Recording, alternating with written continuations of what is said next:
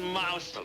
Olá, eu sou Edu Schneider do Cashback e hoje nós vamos lá para trás, vamos a 1948 para falar de Festim Diabólico do mestre Alfred Hitchcock, no original Hope, que é baseado numa peça homônima de Patrick Hamilton de 1929, roteiro adaptado por Romy Cronin.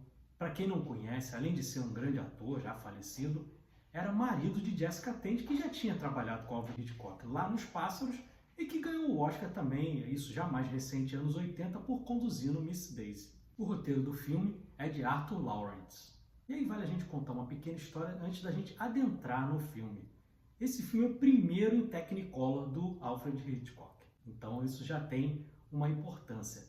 É o primeiro filme dele pela companhia que ele criou com um amigo dele, Sidney Bernstein, a Transatlantic, e que depois veio até a falir. Não durou muito, fez esse filme, fez sob o signo de Capricórnio e com as bilheterias muito baixas, acabou não indo à frente. Esse filme, por que eu resolvi trazer esse filme? Porque tá aí um burburinho, né, todo mundo comentando sobre essa série da Netflix, Adolescents, né, que ela é toda em plano sequência, todos os episódios em plano sequência, pois Festim Diabólico do Hitchcock. Não confundir esse festim com festim de bala, não, é festim de festa, uma festinha pequena, né? Então, esse filme ele é todo em plano sequência. E por que eu resolvi trazer? Porque hoje em dia, você fazer filme em plano sequência, série e tudo mais, já é uma complicação, porque é uma técnica complicada, né? Você precisa ali estar os atores muito afiados, tal, o diretor também. E só que imagina a dificuldade em 1948. Por quê? Os magazines, para quem não sabe o que é magazine, eu estou colocando a foto aqui, para vocês entenderem o que é magazine, né? Onde você coloca o rolo do filme ali. Esse magazine, o rolo do filme, ele só durava 10 minutos, então você não conseguia filmar mais que 10 minutos. Então, para fazer um plano sequência, para você mascarar o corte, você tinha que fazer ele muito bem montado ali. Era uma montagem bastante complicada ali, mas Alfred Hitchcock, né, gênio. E também tinha uma dificuldade também do cenário, porque o cenário ele precisou ser todo trabalhado. Tem making off aí, se você procurar bem aí na internet, tem making off falando sobre o filme aí, como foi montado o cenário. Foi assim uma técnica maravilhosa. A técnica até se sobrepõe à própria história do filme, que é uma história simples. Para quem nunca viu o filme, é o seguinte, são dois amigos interpretados pelo John Dahl e pelo Farley Granger. São dois amigos que eles decidem o seguinte, olha que loucura.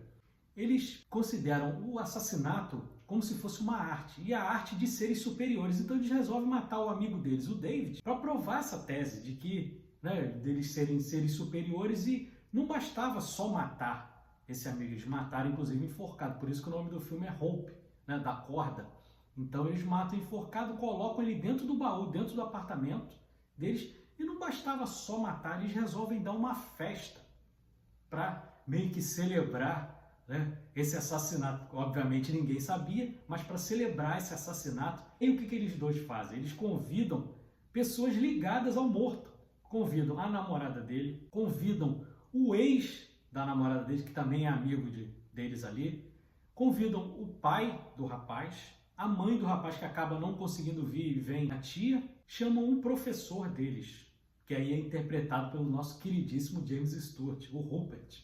E por que eles chamam esse professor? Esse professor é meio que quase que um detetive ali, e essa tese deles de que o assassinato era uma obra de arte, né, era uma forma de arte, foi essa teoria, assim, digamos assim, foi criada por esse professor. Então ele vivia comentando isso, eles fazem comentários, inclusive, durante o filme, sobre esse fato. Mas o curioso também que a gente tem que tratar desse filme, porque quando foi feito o roteiro do filme, lá pelo Arthur Laurents, esses amigos são dois personagens claramente gays. Era para ser assim.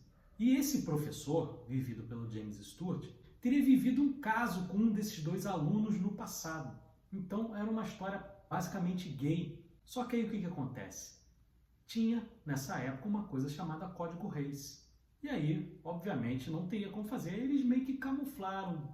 Você olhando bem, com os olhos de hoje, assim, você percebe que tem alguma coisa ali entre esses dois personagens ali. Mas é tudo mascarado por conta do Código Reis. E o filme é muito bem ensaiado ali. As atuações são muito boas ali, porque exige realmente fazer qualquer coisa em plano sequência. Os cortes você vê claramente que quando ele passa por trás assim dos personagens que estão com o terno escuro, eles fazem o corte justamente ali. Mas é uma dinâmica assim muito boa aí.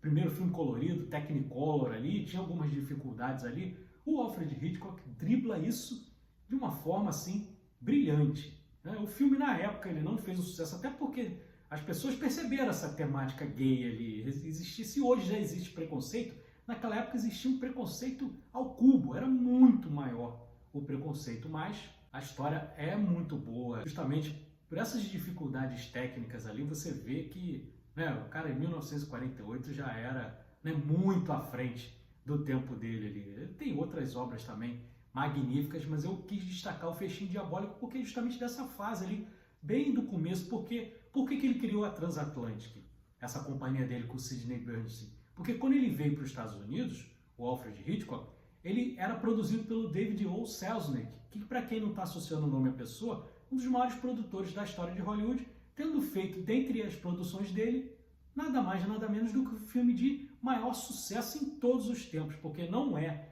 Avatar, não é Titanic, não é Vingadores. O maior filme de todos os tempos em bilheteria é E o Vento Levou. É porque não é feita a correção monetária, mas foi o filme na história do cinema que vendeu mais ingressos. Só que o David O. Selznick era um cara muito controlador e isso incomodava demais o Alfred Hitchcock. E aí ele acabou se separando, quando acabou, né, o contrato com o Selznick, ele se separou e criou a própria companhia, a Transatlantic, com o Sidney Bernstein. Então esse filme tem essa importância também por ter sido o primeiro filme da companhia dele, um filme que ele teve liberdade criativa total. E eu assisti num making-off do roteirista comentando, do Arthur Lawrence, ele comentando que não era para ter sido mostrado esse assassinato no começo, porque o filme já abre com um assassinato, o David sendo morto, estrangulado.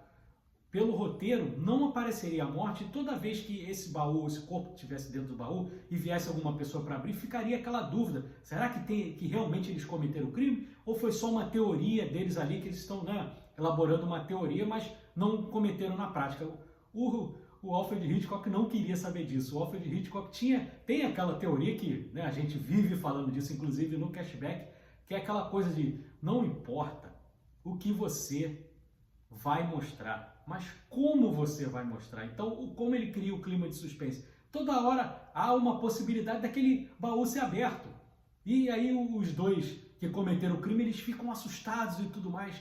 Então é feito de uma forma muito orgânica. A própria forma da revelação também é muito bem feita, não é uma coisa assim forçada, porque o personagem, o Rupert, o personagem do James Stewart, ele está muito desconfiado. Então, quando ele vai embora, e aí o que é feito? Um erro comum que pode ser cometido. As pessoas acham que estão cometendo um crime perfeito, obviamente é um erro que pode ser cometido. Que é o seguinte, na hora que ele está indo embora, a empregada da casa vai entregar o chapéu, e o chapéu era justamente igual ao chapéu do cara que tinha sido morto, o David. E aí quando entrega o chapéu errado, que era muito parecido, quando ele olha, ele vê que não é o chapéu dele, tem as iniciais da pessoa que morreu, né? Então ele já percebe, aí ele dá um jeito, diz que esqueceu a cigarreira, dá um jeito de voltar ao apartamento, ele confronta os jovens apertados ali acabam confessando, e aí eles meio que se orgulham, eles falam, aquela sua teoria a gente conseguiu fazer na prática. E aí o Rupert, ele fica horrorizado com o que é contado ali, porque ele fala, cara, isso aí é só uma base teórica, não era para cometer um crime. Como vocês, qual é a teoria que vocês têm para vocês se sentirem superiores a ele? Entendeu? Ele fica indignado, aí dá um jeito de avisar a polícia, e aí, né, o crime é resolvido. É uma coisa bem simples ali. Você vê que é bem teatral, que é baseado numa peça de teatro, né, como foi dito, uma peça de 1929, mas é muito bem arquitetado, muito bem ensaiado ali, e da forma que é feita no cinema, é muito boa. E aí, só para a gente fechar aqui, quem está acostumado a ver os filmes do Hitchcock sempre sabe que tem essa coisa do Stan Lee também da Marvel. Lá o Hitchcock já fazia a coisa do cameo, de aparecer no filme dele. E aí, como o Hitchcock daria um jeito de aparecer sem ser personagem do filme, se o filme praticamente se passa o tempo inteiro dentro do apartamento desses dois jovens? Como ele faria para aparecer? A primeira tentativa que ele fez era porque a janela fica o tempo inteiro aberta e tal, e aí ele daria um jeito de mostrar a silhueta, aquela silhueta famosa do Alfred Hitchcock em neon aparecendo na janela. Mas aí ele falou, vai ficar muito forçado. Aí o que ele fez? O filme ele não abre dentro do apartamento, ele abre com a câmera lá embaixo do apartamento, sendo filmado lá embaixo, o público passando lá embaixo. Aí quem é que está passando lá embaixo? O Alfred Hitchcock. E aí ele consegue fazer o cameo dele aí. Então isso é muito legal. É isso. É sempre um prazer assistir filme do Hitchcock, sempre traz coisas novas. Quando você reassiste, sempre você, né, é deparado com coisas, com novidades ali. Uma carreira extensa, a maioria de filmes espetaculares, e eu considero Festim Diabólico ali um desses grandes filmes do Alfred Hitchcock.